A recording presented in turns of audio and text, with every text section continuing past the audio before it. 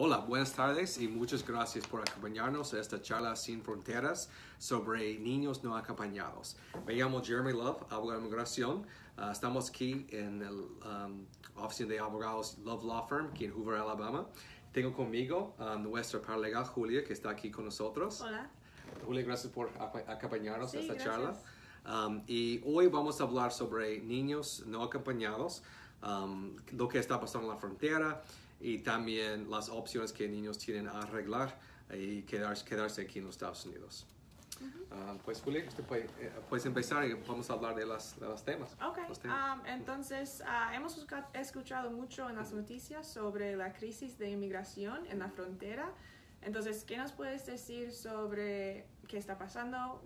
¿Quién viene aquí? ¿De dónde vienen? Todo eso. Sí, eso es un tema muy importante ahora en este momento, por eso estamos haciendo esta charla, para tratar de explicar lo que está pasando en la frontera y las opciones también. Debido a la violencia y la economía también en Centroamérica y México, ha habido muchas personas llegando a la frontera sur con México, de Honduras, El Salvador, Guatemala y México específicamente. Pero los números, o algo que muchas personas no saben, es los números han bajado mucho desde el año 2014. ¿Y qué está pasando ahora en la frontera? Pues en el pasado, inmigración ha hecho un esfuerzo para mantener unidas las familias, pero desafortunadamente eso no está pasando en este momento. Esto cambia con los presidentes y las policías de inmigración, pero es una lástima que están separando las familias, y también es muy difícil cuando la pareja no están juntados y también los niños están en otras partes. Es muy difícil, y como vemos, cada persona tiene el derecho de contratar con un abogado, pero desafortunadamente los indocumentados no tienen el mismo derecho que ciudadanos. Ciudadanos tienen un derecho a contratar con un abogado tribunal designado. Es como no tiene que pagar para el abogado y no tiene que contratar con el abogado, es directamente por el tribunal. Pero los inmigrantes no tienen este mismo derecho. Sí pueden contratar con el abogado, pero tienen que pagar y tienen que contratar con el abogado. Eso es muy difícil si están separados. Por eso es una lástima que está pasando en la frontera en este momento. ¿Y qué pasa con las personas que vienen aquí? ¿Depende de si vienen de México o de otro país? ¿Qué cambia? Sí, claro. Depende de qué país es la persona. Por ejemplo, si una persona no es de México, inmigración no deporta a esta persona a México. Por eso depende de qué país es la persona. Pero si la persona sí es de México y llega a la frontera sur con México, en general lo que hacen es algo que se llama en inglés catch and release. O en español es una captura y liberación. Es algo que pasa muy rápido cuando la persona está agarrada en la frontera, y en general hacen las huellas y en algunas horas regresan a México. Si la persona está en México, en general eso es lo que pasa. Pero si la persona no está en México, si es de Honduras, por ejemplo, la persona si tiene miedo, si puede mostrar que tiene miedo de regresar a Honduras, tiene la opción de entrar al país para solicitar el asilo. Recibe una fecha en la corte y algún día tiene que ir a la corte para hacer su argumento en el caso. Vamos a hablar en un momento más sobre las opciones que las personas tienen aquí en los Estados Unidos. Sí. ¿Y los hijos aquí que no están acompañados, dónde están detenidos? Sí, pues eso es un poco diferente con los niños. Los niños entran de la frontera y en general van a un refugio donde hacen una entrevista, un examen médico, y también inmigración trata de comunicar con un familiar aquí en los Estados Unidos. Por ejemplo, si tiene un tío o un primo aquí en los Estados Unidos, el gobierno trata de comunicar con esta persona para ser el sponsor, la persona que va a ser en cargo del niño cuando está aquí. Va a pagarlos para comida, ropa, y averiguar que la persona va a la escuela también.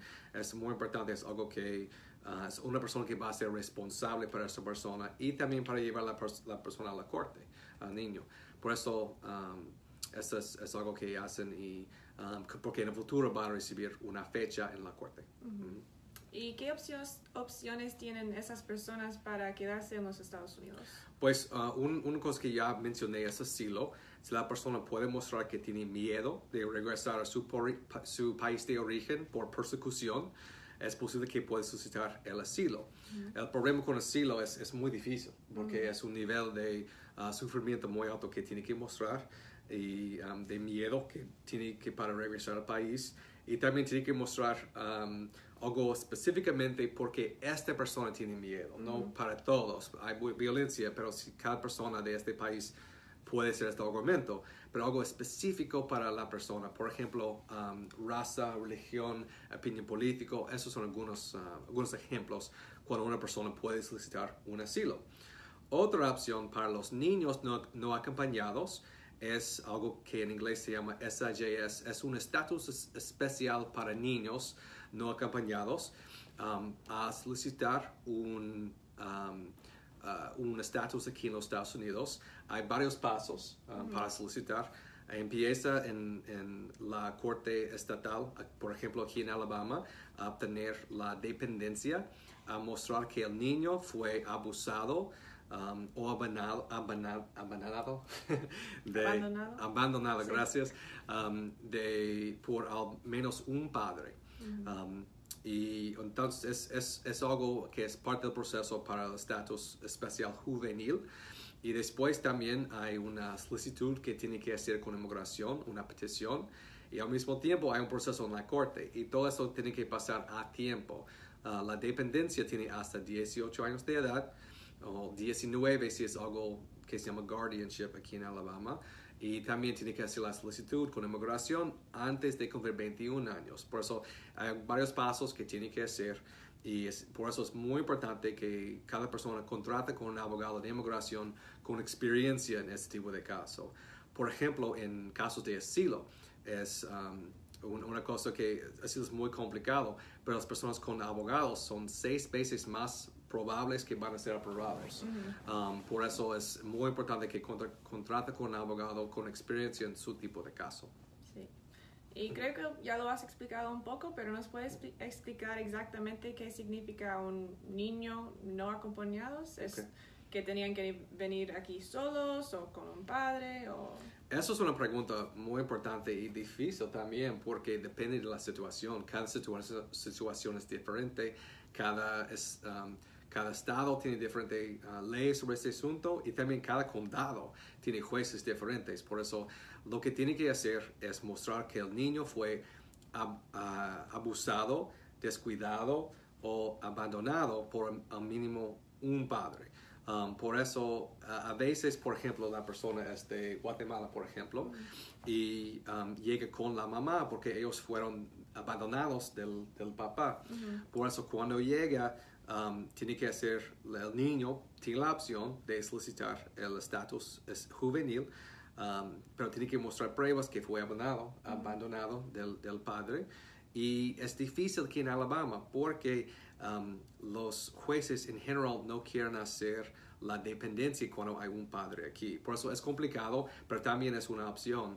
Y por eso necesito un abogado con experiencia en este tipo de trámite. Sí, ¿algo más? No, pienso que es todo. Estamos aquí, solo hacemos casos de inmigración. Estamos aquí en Love Law Firm. Otra vez me llamo Jeremy Love y tenemos a Julia Hand que está aquí con nosotros a ayudarnos con este tipo de este tema. Vamos a regresar pronto con más información. Y también hay mucha información en nuestro sitio web abogadolove.com. ¿Otra cosa? Creo que tenemos una pregunta. Excelente. Sobre qué está pasando con DACA en este momento. Ok, sí, eso es un tema. Hablamos un poquito antes en otra charla sobre DACA. En ese momento solo es una opción de solicitar DACA si la persona tiene DACA hoy o tenía DACA antes. Por eso, inmigración no está aceptando solicitudes de DACA por primera vez. Solo renovaciones. Por eso DACA sí existe. Cada persona tiene el derecho de, si es elegible, de continuar a renovar la DACA y también el permiso de trabajo. Tiene que mostrar que la persona tenía DACA y hay varias reglas. Por ejemplo, tenía que estar aquí antes de 2007, no ha salido sin permiso pero desafortunadamente no están en este momento haciendo los permisos de viaje que estaban haciendo antes. Inmigración en este momento no está aceptando solicitudes de viaje para personas con DACA. Es otra cosa, pero si DACA existe, lo que recomiendo es continuar a renovar la DACA. Si su DACA se vence en menos que 6 meses, recomiendo hacer la renovación tan pronto posible. Pero gracias por la pregunta. Sí. Okay. Pues muchas gracias por acompañarnos. Estamos a la orden. Número de teléfono es 205-323-8727. Muchas gracias y que tengan muy buen día. Gracias. Nos vemos. Hasta luego.